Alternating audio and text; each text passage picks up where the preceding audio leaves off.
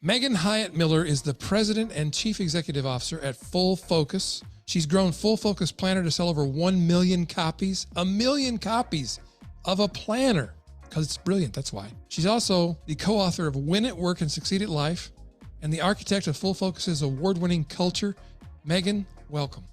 Ray, thanks so much for having me. Oh, I've been looking forward to talking to you. I've been looking forward to this as well. I love this book. I've read it twice.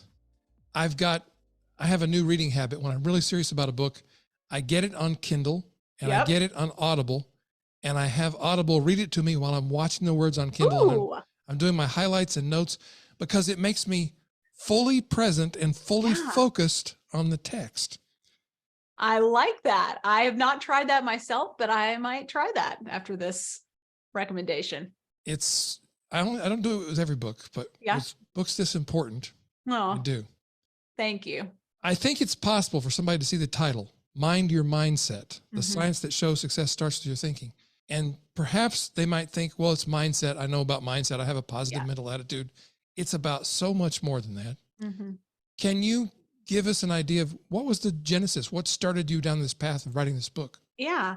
Well, you know, my dad and I co-authored this book together. My dad is Michael Hyatt, and we both kind of have different reasons why we came to this as the next thing we wanted to write about. But as we reflected on it, what we realized is that all of our other work together, this is really the prequel to that work, because what we're talking about so much at Full Focus and the other things that we've written and that we teach is counterintuitive. You know, this whole idea, you talked about our book, Win at Work and Succeed at Life, this idea of the double win of the fact that you can be successful professionally, very, very successful, but you can also be very successful in your personal life as well with your health and your most important relationships and have the margin for that. That's a countercultural idea. And so what we realized was, in order for people to really be successful with the other things that we teach around productivity and goal achievement and leadership and so forth, it requires a certain way of thinking and a certain kind of harnessing the unique power of our brains in order to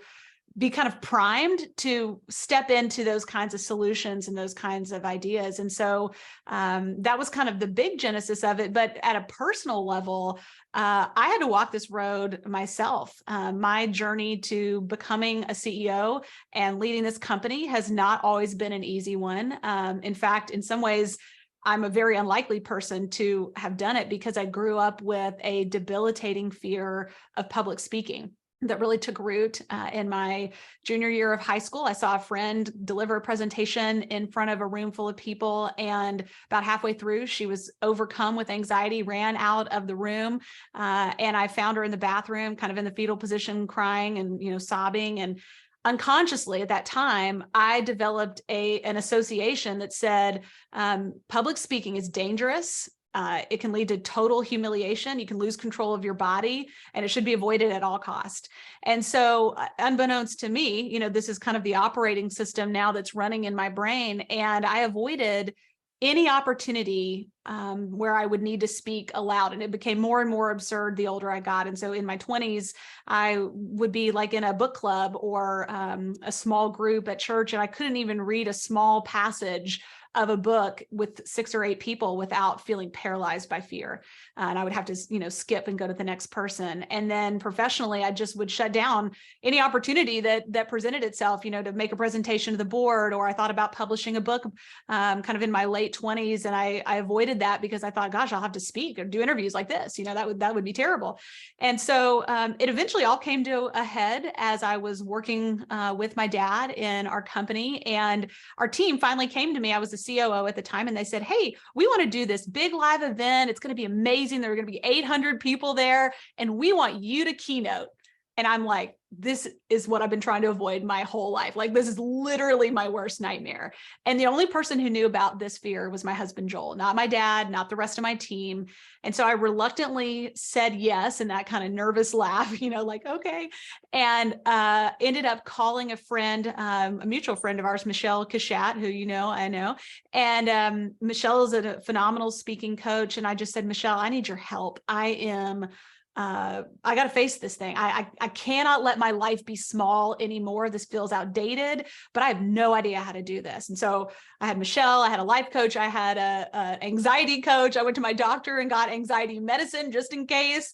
And I went through a 6-week process of literally rewriting the story that I had been unconsciously telling myself for decades at that point, about what it would be like to step on stage and what it would be like to inhabit a new story and what actions would I take as a result of that. And fast forward, I stepped on stage number of years ago in front of 800 people, and I wasn't nervous. I loved it. It played out exactly like I had written it on those yellow legal pad pages with my felt tip pen. And it was a huge breakthrough for me to realize that the stories we tell ourselves determine the actions we take, and the actions we take determine the results that we're getting. And if we want different results, it's not just about taking different actions. It's to get access to the actions that are going to change the results. We've got to go further upstream to the stories that we're telling ourselves. Well, and this gets to the core of who we really are, who we think we really are, because somebody, I think it was Orson Scott Card, who once wrote, we're very willing to challenge our beliefs, except for the ones we really believe. That's so true, isn't it? Yeah. And so we believe these stories that we tell ourselves. And what my experience has been, and what I think I hear you saying, is that the stories we really believe deeply, we don't ever think to question. Right. So how do we get to that place of awareness where, like, you had a very pointed moment where you realized, if I don't overcome this, it's going to affect my life negatively. Yeah. How do we get to that point? Like, do we have to wait until it's at like a near disaster point or catastrophe? Thankfully, no. And I wish that I would have known these things years ago, because I honestly wasted a lot of years in a small story because I didn't know any better. I mean, it just wasn't something that I'd been exposed to. And that's part of why we wrote this book, is because if you're listening, we want you to have access to this information so you don't have to take that long and hard path in the same way. But the thing about our brain is, and as we dove into the research for this book, our brains love certainty. And it doesn't really matter to our brains if they're right by any kind of objective standard or factually based standard. They just like to be certain. The whole kind of orientation of the brain is to keep us safe, to keep us out of danger, to make sure we're not humiliated or separated from the group. It's kind of like our brains haven't quite evolved to our current environment, and they're not as sophisticated in some ways as maybe it would be helpful if they were. And so what we've discovered in the research is that we have this this kind of character we personify in the book, and we call it the narrator, but it's basically our brain's way of interpreting the experiences of our lives. It's always trying to make sense of what we're experiencing. And so when I had that encounter with my friend who, was on the bathroom floor at the high school, and she's humiliated and after having this kind of anxiety attack, my brain is like, how can I make sense of this? And how can I avoid ever being in a situation like that? Well, obviously what she did must have been dangerous because it resulted in this. Now, you and I could look at this from a rational standpoint and say, no, it's not objectively dangerous to stand up and talk in front of people. But again, the brain is going to just be thinking about that safety and security. And so when we know that about our brain, and we start to pay attention to the difference between what happens to us, which are things that would be like in a medical report or a police report. They're usually kind of dry, just facts that anybody could observe. And then we realize that our brain layers this narrative on top of that, this story. Then all of a sudden we begin to have the awareness where we can choose and really think about, is that story serving me? Is that the kind of story that ultimately will lead my brain to go on the hunt for solutions and actions that are aligned with it? Because that's how the brain works. It wants to have congruence. So it's not going to find novel solutions to things that are antithetical to the story that you're telling in most cases. And then you can start to think about, maybe there's a better story that would predispose my brain to different kinds of solutions that would get me different results. There's lots of science to back this up. And this is one of the things that I have struggled with in the past. I would hear certain things like what you're saying and think, well, that sounds nice, but is that really true? Yeah. And so what I love that you have done, and your dad worked together, you both worked together on this book, creating this work, and then digging into the research, the science. Yeah. Can you unpack a little bit of that journey for us? Like finding out, well, this is actually true. Right. And by the way, the narrator, I got to tell you, that's such a brilliant concept. Ever since I first read the book, I've been walking around now listening to my narrator saying, "What are you talking about, bud? Right. You're saying things I don't really believe." I know your narrator is a very active character in your mind. I mean, it is really always trying to help out, but kind of like a slightly annoying mother-in-law, not always super helpful, you know? And so I think when we become aware of that, we have some choices, which is really helpful. You know, like you, we have always, my dad and I have always heard about mindset. We've been exposed to it through coaching and other things. And some of it seemed a little fluffy. You know, it seemed a little, let's say, not so evidence-based. And we've watched as sometimes people dismissed these ideas as being kind of pop psychology or just not that serious. And so we said, okay, there's something to this because we've experienced it, but let's look at the research and let's see if this can be validated. What is actually in the literature that would be substantiating of these ideas? And what we found is there's tons of stuff. Certainly there are people talking about this and having strategies and things that are not evidence-based, but there is a whole body of work around this that is very, very persuasive.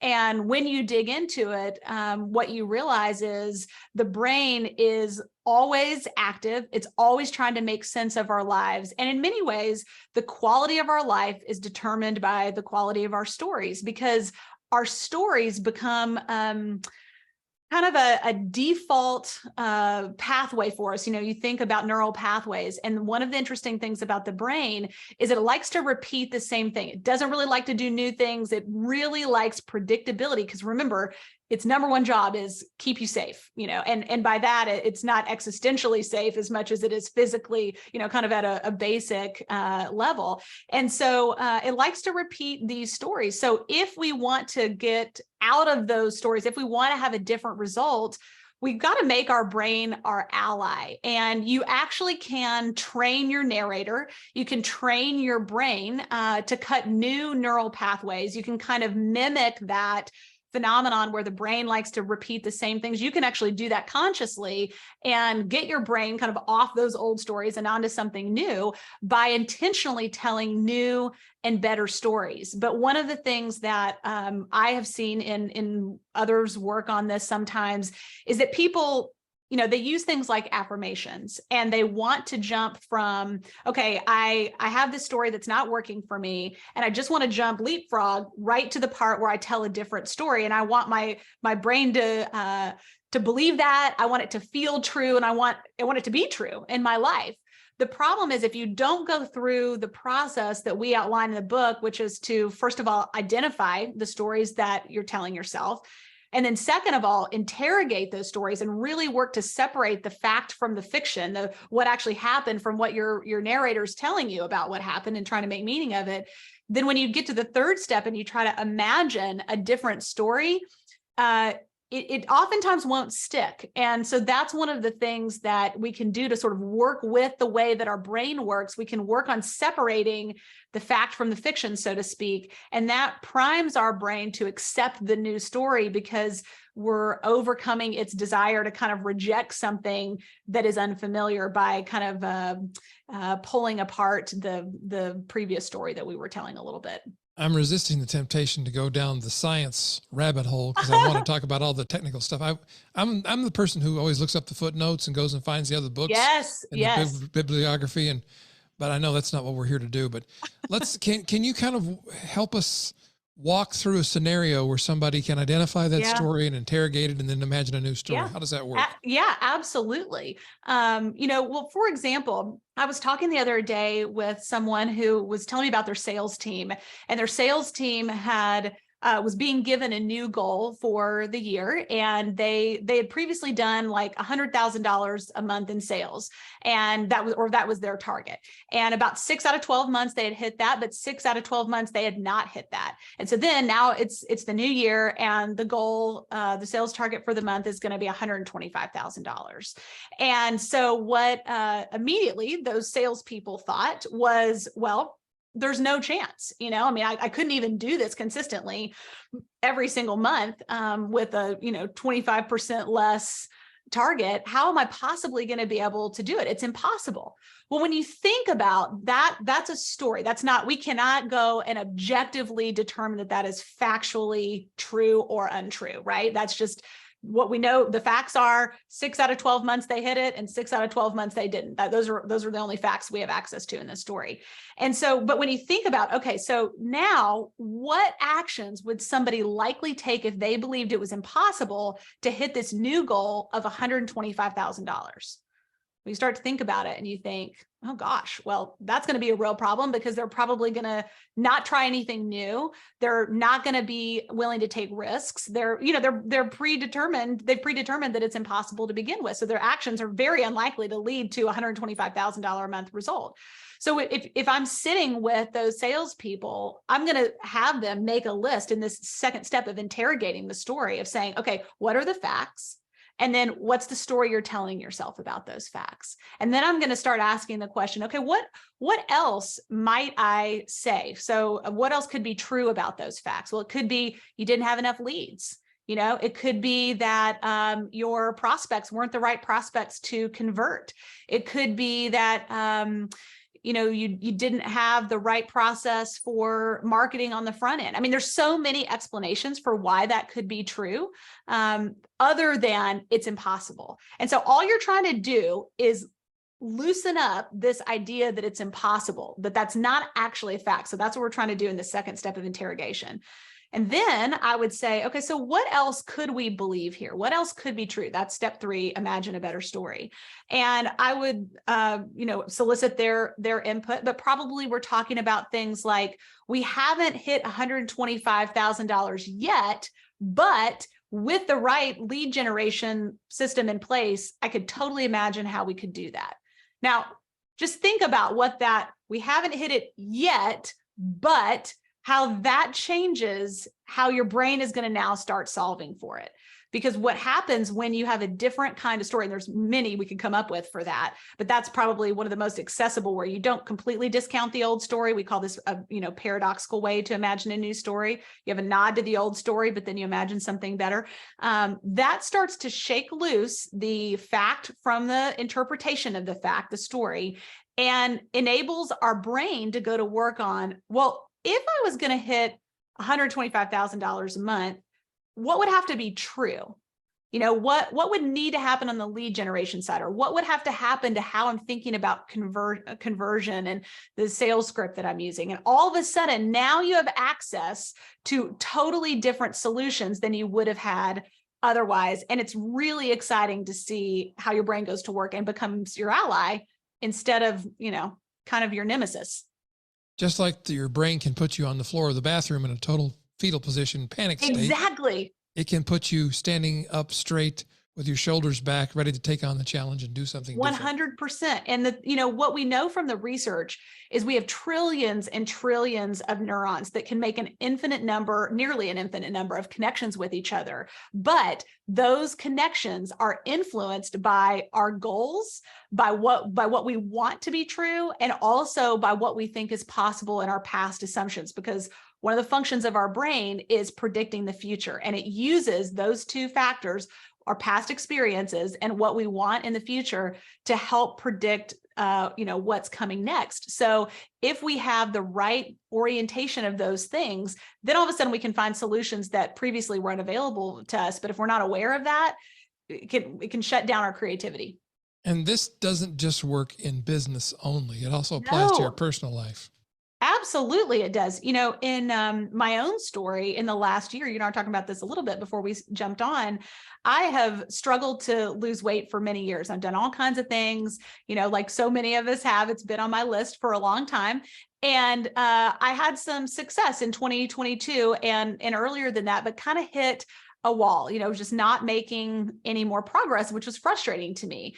And my initial thinking was, okay, I'm just going to double down on this. I'm going to just try harder. I'm going to be more consistent. I'm going to try to get a little bit more exercise, eat a little bit less, whatever, all those little tricks that we play. But I really wasn't doing anything differently. My actions were basically it was kind of the brute force approach, more of the same. And around the middle of the year, I got exposed to a totally different way of thinking about it through a doctor that I'm working with who works with regenerative medicine and peptide therapy. And, we won't go down the rabbit hole of all that science.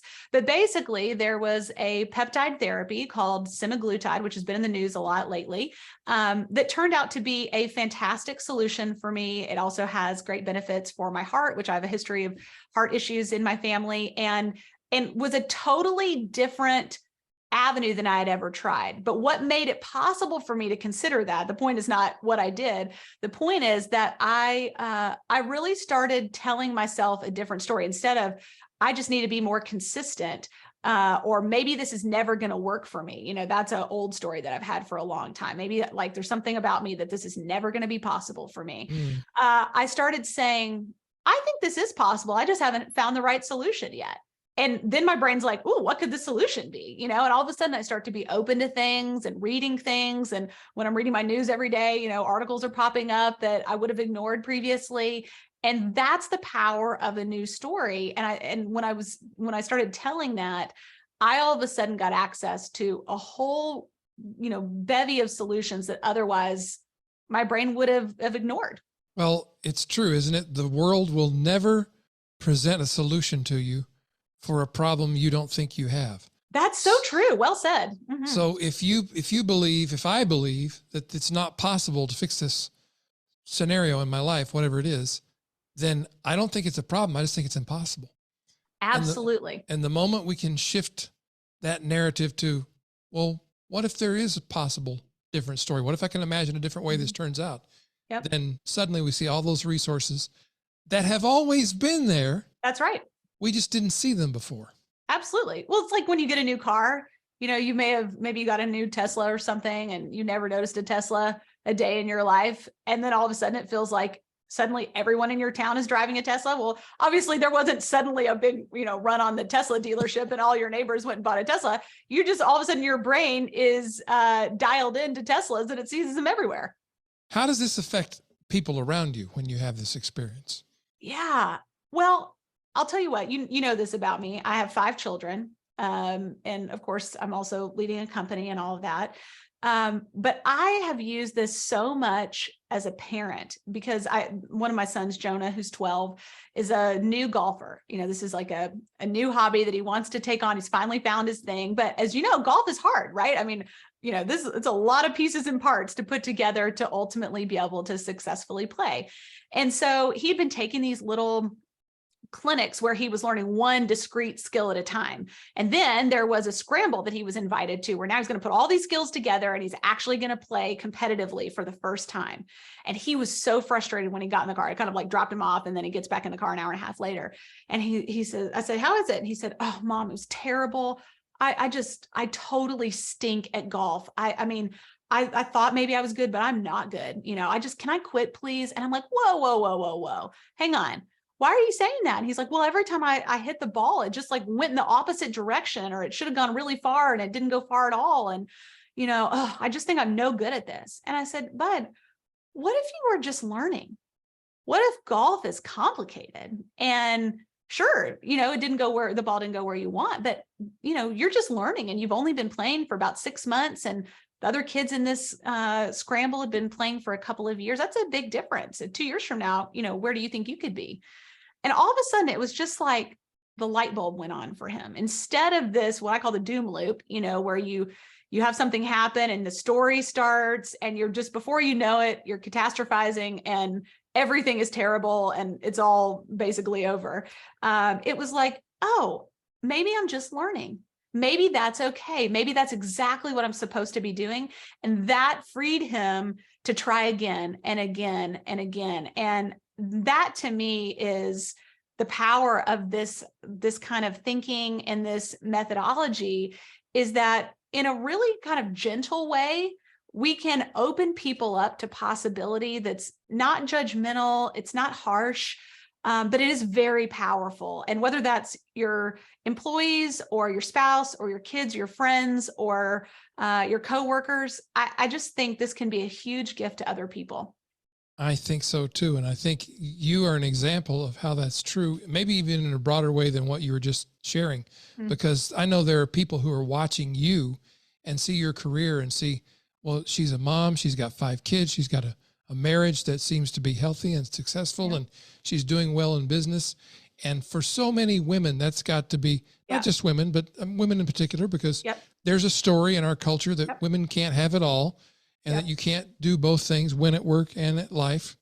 And you're an example of another story that's possible for someone to believe and live. Yeah.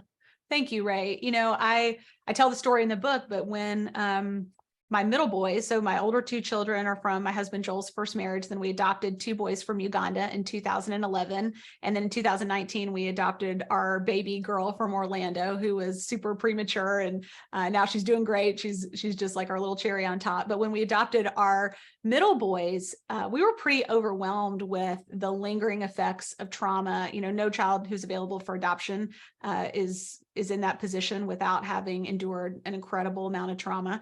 And I knew they were going to need a lot of my time and attention and care in order to heal.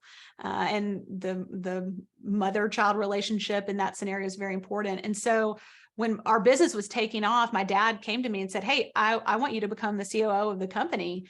And it was a real conundrum for me because I had kind of that binary idea that I could either be the kind of mom they needed to heal, or I could grow this business and succeed, you know, professionally, but that both was going to be a challenge. But I, in that moment, somehow instinctively knew, what if it wasn't either or? What if I could do it differently and do both? And so I went to my dad and I said, if I can be done every day at 3 and not have to work on the weekends, not have to travel a lot, not have to, you know, entertain clients at night, and I can be present after 3, I think I can do this. And he said, yeah, if you can deliver the results in that amount of time, you know, that works for me. And to his credit, I mean, it was largely his own flexibility and his story that made that possible. But that story that we both had really enabled a whole series of innovations to happen that has in many ways become the hallmark of our work with our clients and with the people that we're serving, this idea of winning at work and succeeding at life. And it was really born out of a seemingly impossible conundrum of a story that was able to be interrogated and ultimately have something better imagined on the other end. One of the things I love about the book that I haven't heard discussed a lot is the self-coaching tool that is available. Can you talk about that a little bit? Yeah, well, we know not everybody has a coach. We are passionate coaches ourselves. We provide coaching to small business owners, but not everybody is going to have access to a coach. And you know, not everybody is in your own head, thank goodness, right? So you, in many ways, are the best equipped to become aware of the stories that you're telling.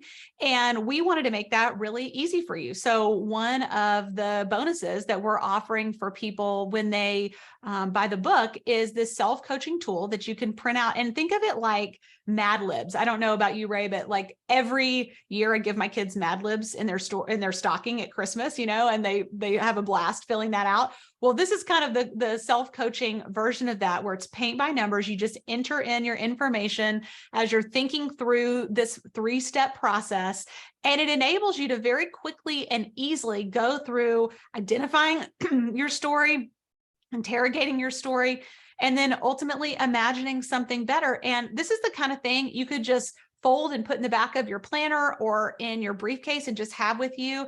And I think part of why it's valuable is because we want to get ourselves in that habit of, when the narrator starts talking in our head, we have built the skill of self-awareness to go, oh, that's a story. Is that helpful or not helpful? And that really just comes through repetition. And so this tool makes it really, really easy. I think it's also good for folks maybe who don't read a lot of books or a lot of longish books. It's not really a longish book. Yep. One of the great things about this book is it's so readable. You interject so many different stories, and you convey it in a very relatable way. So I think people are going to find it easy to read, yet profoundly helpful. But the tool helps those folks who maybe read a book and they say, well, that was really good, and they put it back on the shelf and it becomes shelf help. Yes. This is more something that they can dig in and actually make some progress with as they're reading through the book. I think it makes all the difference. It was a great idea that you had to put this in there.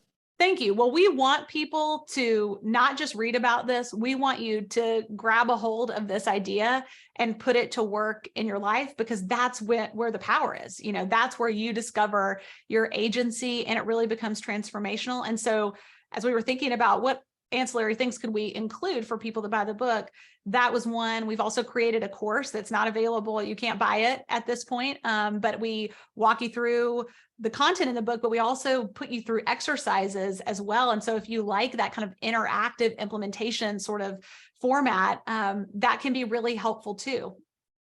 So this seems like, to me, this is not just a one and done. You publish the book and you sell some books and it's successful, but what's the end goal for Mind Your Mindset?